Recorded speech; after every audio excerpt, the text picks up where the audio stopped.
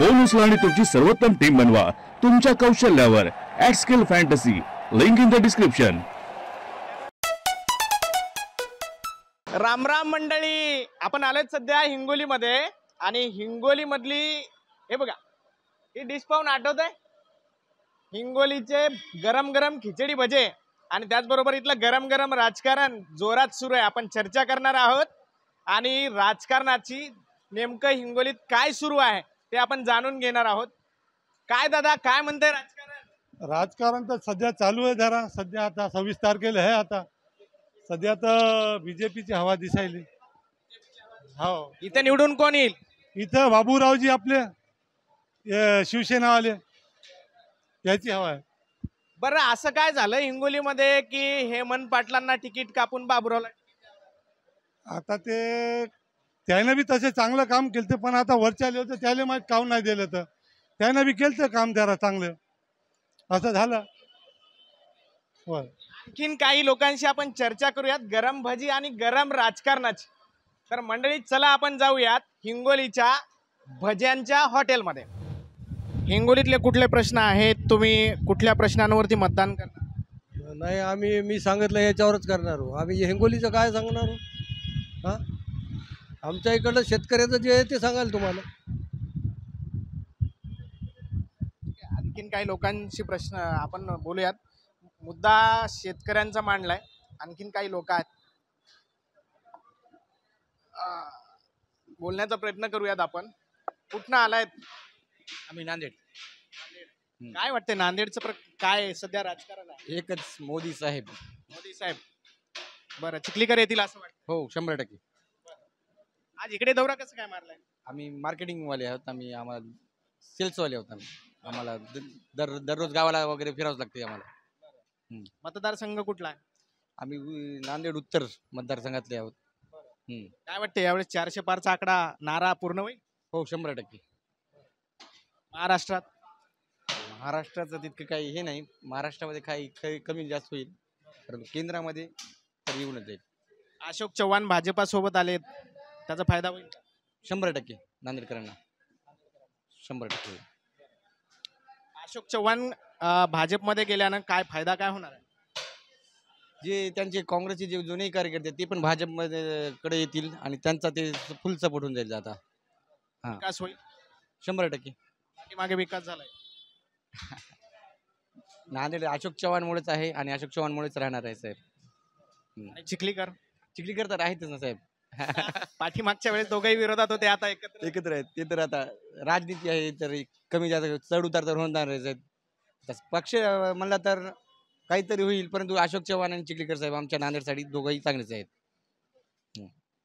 मोदीजी आज नांदेडमध्ये होते, काय बोलले मराठवाड्यावर? सर, आम्ही सकाळी 7 वाजता निघालो, त्याच्यामुळे काही आम्हाला काही माहित नाही. मराठवाड्याचे प्रश्न सुटतील असं वाटतंय? हो, 100%. काही लोकांशी आपण चर्चा करूयात. नांदेडकर होते, काही युवा थडीचे लोक आहेत, गरम भजे खातात. मित्रा, कुठनं आलाय? हिंगोली.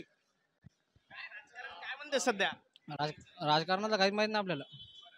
काय वाटतंय आता, तुम्ही मतदार आहात, काय वाटतं कुणाची हवा आहे हिंगोलीमध्ये? काय आपल्याला काहीच माहित नाही. आपण हिंगोलीतले मात्र बाहेर राहतो, मी इथं राहत नाही. काय वाटतंय यावेळेस 400 पारचा आकडा होईल की काँग्रेस जोर मारेल? काँग्रेस नाही मारणार. हो. आणखीन काही लोकांशी आपण चर्चा करूयात. कुठनं आलायत? गरम भजी, काय आस्वाद? तुम्ही पण घ्या ना. काय वाटतंय सध्या राजकारण हिंगोलीचं काय म्हणतंय? हिंगोलीचं राजकारण काय चालू आहे, फाईट टफ. कोणाकोणात फाईट होणार? नागेश पाटील, आष्टीकर, DB चव्हाण आणि कोळीकर साहेब. तिरंगी लढत तर आहे, पण फाईट कोणात होणार? दोघातच फाईट होणार? हो, दोघांमध्ये फाईट कोणात होणार? आष्टीकर साहेब आणि DB चव्हाण साहेब. हो. वंचित आणि शिवसेनेमध्ये उद्धव ठाकरे गटामध्ये फाईट होईल असं वाटतंय.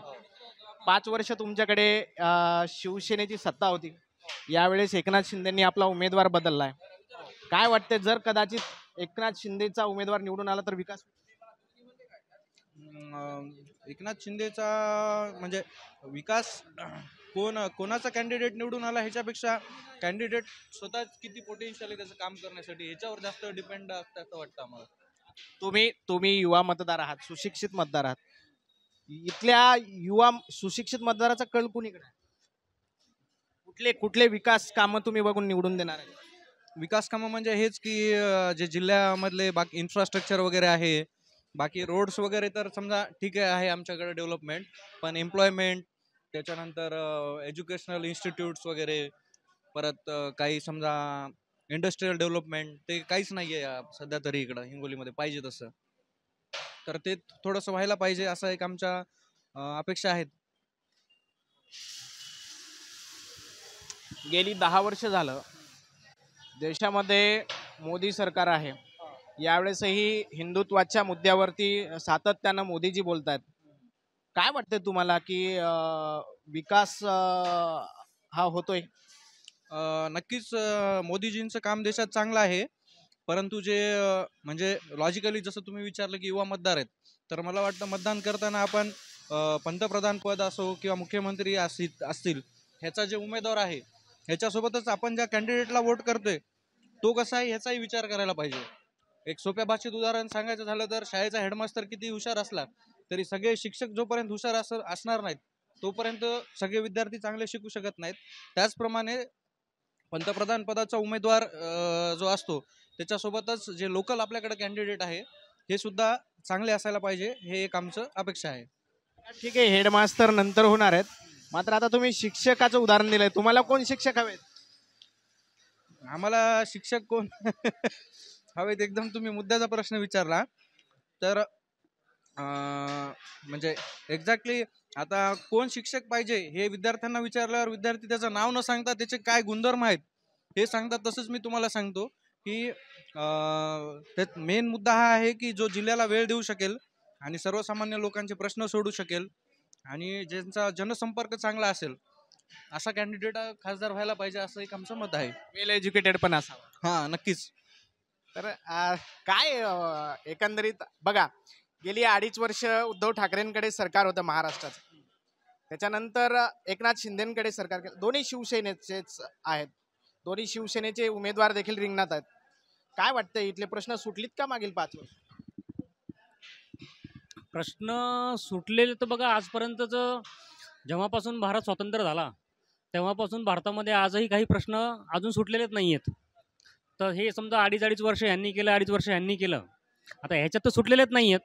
भविष्यात एवढाच आहे की जर समजा 100% प्रश्न असतील तर आमची इच्छा आहे कमीत कमी 80% तरी सुटायला पाहिजे, जे की सुटलेले नाही आहेत अजूनही. त्यातल्या त्यात आमच्या हिंगोली जिल्ह्याचं म्हणजे एक खूप दुर्दैव आहे आजपर्यंत, जेव्हापासून मला कळते तेव्हापासून, की वरती सेंट्रल गव्हर्नमेंटला सरकार एकाची, आमचे खासदार वेगळेच, वरती सरकार तिसऱ्याची, खासदार वेगळे. तर ह्याच्यामध्ये हिंगोली जिल्हा हा विकासापासून दूरच राहिला आहे.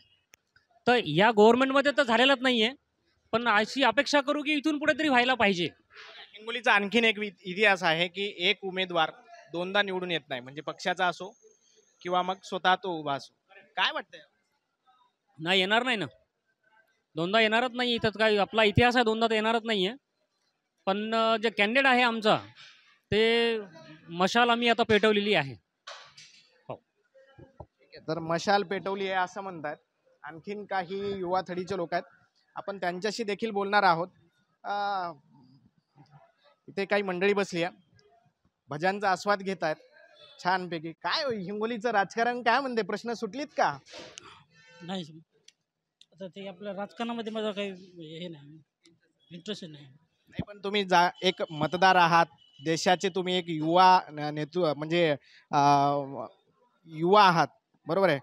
सगळ्या बऱ्याच काही गोष्टी तुमच्यावर निर्धारित असतात आणि लोकशाही म्हणल्यानंतर मतदान आलं, मतदार आला आणि ह्या सगळ्या गोष्टी आल्यात. काय वाटतं तुम्हाला हिंगोलीच्या राजकारणामध्ये सध्या कोणाची हवा आहे? आता तिरंगी लढत झालेली आहे, तर सध्या आता काही सांगतात नाही, सारखं जसं तिघांना बी सारखंच मत पडणार. मोदी पॅटर्न चालेल? नाही, मुश्किल आहे. काय काय का असं मुश्किल का वाटतंय बाबा? कुठली 10 वर्षात प्रश्न कुठली सुटली गेली नाहीत असं? त्याविषयी काही सांगू शकत नाही. महागाई आहे, काय बोला की बोला की जरा चर्चा करतोय.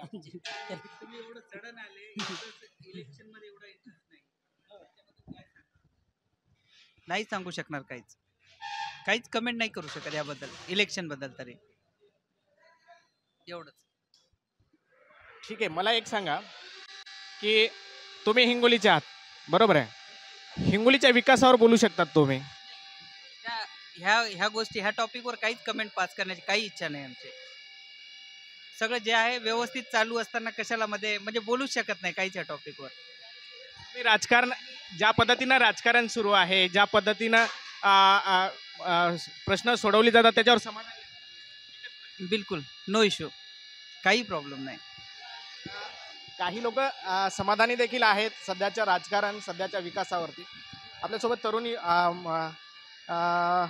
युवा आहेत. कुठले आहेत? अडगाव. अडगाव. बरं, काय वाटतंय सध्या राजकारण, काय सांगतंय हिंगोलीचं राजकारण? राजकारणात काही इंटरेस्ट नाही आपल्याला तेवढं, त्यामुळे काय माहिती नाही राजकारण. नाही, पण राजकारणात इंटरेस्ट नाही, मात्र तुम्ही राजकारण आता सध्या प्रचार वगैरे बघताय, तुम्ही मतदार पण आहात, बरोबर आहे. काय वाटते कुठल्या प्रश्नावर निवडून देणार आहेत?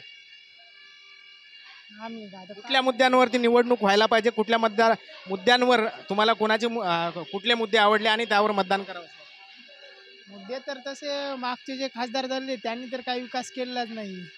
आता पुढचे पण येतील ते पण काय विकास करतील काय गॅरंटी नाही. कारण महाराष्ट्राच्या राजकारणात असं चालू आहे की पूर्ण डवळाडवळ चालू आहे. जनता विश्वास ठेवून ज्या पक्षाला निवडून देत आहे, ज्या पक्षाच्या उमेदवाराला, तोच पक्ष शेवटी पक्ष फोडून दुसरीकडे सहभागी होत आहे, दुसऱ्या मित्र पक्षासोबत जात आहे. तर आता काय आपण विश्वास तरी कोणावर ठेवाय काय समजत नाही मतदाराला नेमकं. इथले युवांचे प्रश्न सुटलेत का? युवांचे प्रश्न जसे आहेत तसेच आहेत, काही सुटण्याचा काय विषयच नाही. काही लक्ष देत नाही, ते फक्त निवडणुकीपुरते प्रचारासाठी गावामध्ये येतात. नंतर 5 वर्षे कुठलाही खासदार काय गावापर्यंत पोहोचत नाही, युवासोबत काही संवाद साधणार नाहीत, त्यांचे प्रश्न जाणून घेणार नाहीत. बस. यावेळेस उमेदवार जे आहेत त्यापैकी तुम्हाला काय वाटते? सगळे ओळखीचे चेहरे आहेत, मुळात शिवसैनिक आहेत तीनही, जे रनिंग मधले आपले जे चर्चेतले उमेदवार आहेत. आता दोन्ही झालं तर पहिले जुन्या शिवसेनेचेच आहेत, एकच आहेत. आता काय फोडाफोडीचंच राजकारण चालू आहे. आता काय नेमका जनतेचा पण संभ्रम चालू आहे, याला कुणाला निवडून द्या हे सतत फोडत चाललेले आहेत. मग आता जनता पण विचार करेल आता कुणाला करायचं काय नाही. शेवटी हिंगोलीची जनता नरेंद्र मोदी यांच्या कामावर खुश आहे का? तसं तर सांगता येणार नाही. समजा आता काही कामं त्यांनी देशासाठी जे केलेले आहेत ते चांगले पण केलेले आहेत. मोठमोठाले निर्णय, राम मंदिर असो, 370 कलम असो, असे त्यांनी भरपूर कामं पण चांगले केलेले आहेत देशाच्या लेवलचे. महाराष्ट्रासाठी जर झालं तर त्यांनी आता महाराष्ट्रामध्ये मराठा समाज मोठ्या प्रमाणात आहे, त्यांच्याबद्दल बी थोडासा त्यांनी विचार करायला पाहिजे. जे मागं मनोज जरांगे पाटील जे आहेत आपले, त्यांनी जे आरक्षणाचा मुद्दा उचलून धरला होता त्या संदर्भात बी त्यांनी थोडंसं त्यांचं मत व्यक्त करायला पाहिजे होती, थोडंसं लक्ष द्यायला पाहिजे होते. पण असल्या प्रकारचं त्यांनी कोणतंही वक्तव्य केलेलं नाही आरक्षणाबद्दल. त्याच्यामध्ये पण थोडंसं त्यांनी सहभागी व्हायला पाहिजे होते. नोकऱ्यांबद्दल काय मत आहे तुझं? नोकऱ्या मिळत नाही अशा अनेक तरुणांचा आरोप आहे. हो, बरोबर आहे ना. नोकऱ्या तर असे सुशिक्षित बेरोजगार खूप झाले आहेत डिग्री घेऊन. नोकऱ्याचा प्रश्न नुसते निवडणुकापुरते सांगून देतात की नोकऱ्या एवढ्या देऊ तेवढ्या देऊ, एवढ्या प्रमाणावर हे करू, पण नोकऱ्या वेळेवर जर आता सध्या आता मीच एक शिकलेला आहे पण काय नोकरी वगैरे काहीच नाही सध्या. मग हे सगळे प्रश्न कोण सोडवल असं वाटतंय? कोण सोडवलं आता असं तर काय सांगू शकणार नाही, कारण सगळेच सारखेच निघाले. तर सत्ता हाती आले की युवाकडे काय कोणी लक्ष देईन, गरीब जनतेकडे लक्ष देईन, कोणी शेतकऱ्याच्या मालावर कोणी लक्ष देत नाही, भाव कोणते निश्चित करत नाही आहेत, कमी जास्त. आता सोयाबीन झालं तर शेतकऱ्यांनी जवळपास घरामध्ये ठेवून दिलं होतं, आता वर्ष झाले ठेवलेलं आहे सोयाबीन, काय भाव वाढत नाहीत काय नाहीत. खताचे भाव खूप वाढलेले आहेत, बिया औषधाचे भाव वाढलेले आहेत, आणि सोयाबीन बघता तर 4-4.5 रुपये प्रति क्विंटलनं चालू आहे. असं म्हणल्यावर शेतकऱ्याला बी काही सध्या परवडण झाली आहे शेती बी. त्यांनी शेतकऱ्याचा बी थोडा विचार करायला पाहिजे, हमी भाव द्यायला पाहिजे शेतकऱ्याला पण. म्हणजे सरळ एक मत आहे की तुझं की महागाईला कंट्रोल करावं, जे कोणी सरकार येईल ते महागाईला कंट्रोल करावं असं म्हणतात. आणखीन काही आहेत? काका कुठनं आलात? कळमकोंडा. कळमकोंडा. कोणाची हवा आहे हिंगोलीमध्ये? हा, हिंगोलीमध्ये आपली संतोष मांगर. हा, काय वाटतंय यावेळेस मोदी हवा चालेल? आता काय सांगाव. हा, पण प्रश्न सुटलेत का हिंगोलीचे? आता आपल्याला काय तेवढं हे नाही, पण आपण आता नेमकेच शेतातून आलो आम्ही. तुम्ही शेतकरी आहात, हा, शेतकरी बरोबर आहोत. आहे. हा. विमा मिळालाय का? विमा नाही मिळाला आणखीन. हो, आम्ही तर विम्याचीच वाट पाहू नये. आमचा आता गारपीट झालेली आहे. हा, शेतामध्ये आंब्याचं झाड एक मोडून पडलेलं आहे. टरबूजाची नुकसान झाली. हा, खूप नुकसान आलती, सर्वे करा आलती, पण आता काय मान्य होते का नाही होते कोणाला ठाऊक. सिंचनासाठी वीज मिळते का? म्हणजे सिंचन आता तुम्हाला शेतीमध्ये तुम्ही पीक पाणी भिजवता, हो, वीज मिळते का व्यवस्थित? नाही भेटत. हा, तेवढी काय भेटत नाही. हा, म्हणजे पोल मोडून पडले कालच्या वाऱ्या वावधानात. नाही, एरवी मिळते का? नाही मिळत तेवढी. हा, तेवढी मिळत नाही तेवढी. शेतीमालाला भाव मिळतोय? हा, शेतीमालाला तेवढा भाव भेटणं. हा, आता हरभरे आमचे गव्हाची नुकसान झालेली आहे सगळी. गहू पेरला, 2दा-3दा गहू पेरला, ते मोलडा हरभरा काय ते एकरामध्ये काय 4 कट्टे नाही झाले. हा, काय करावं, काही हेच काही मिळ लागणं. आता हे प्रश्न कोण सोडवणार तुमचे? आता काय सांगावं, आता कोणता सरकार सोडवते तर. हा, मला कुठलं वाटतं कोण सोडवेल? आता काय, आता आपल्याला काय तेवढं आपण अडाणी माणसं तेवढं काय, आता मत म्हणणं सगळ्या गरीबाला शेतकऱ्याला पाया पाहिजे थोडं. हा, कशा तर झालं तर. पाठीमागे शिवसेनेचे खासदार होते हेमंत पाटील, हा. कुठली कामं झालीत? आता तेवढं का आपण त्याच्यात उतरलेलं नाही सर. आता आपल्याला तेवढं माहिती नाही. आपण 2-4 एकर शेती आहे आपल्याला, ते शेतीत करतो आपण. आता हे पहिले बारा बोलणार हे आपण. हा हा, मोड्यात आणायचा मालिक कायचा. पण शेतकऱ्यांचे प्रश्न सुटायला पाहिजे असं वाटतं. हा, शेतकऱ्याचे प्रश्न सुटायला असं हवा. आम्हाला गरीबाला वाटते भाव कशाला पण भेटाव. हा हा. तर हे सगळे मतदार आहेत हिंगोली लोकसभेमधले आणि शेतकऱ्यांचे, बेरोजगारांचे आणि इथल्या वंचितांचे प्रश्न सुटावेत अशी अपेक्षा या हिंगोलीकरांची आहे. आता येत्या 4 जूनला नेमका उमेदवार कोण निवडून येणार आणि तो हिंगोली जिल्ह्यातील विकास कशा पद्धतीने करणार याकडे देखील पाहणं गरजेचं आहे. कॅमेरा पर्सन सुदर्शन पाटीलसह मी ज्ञानेश्वर उंडाळ, मुंबई तक, हिंगोली.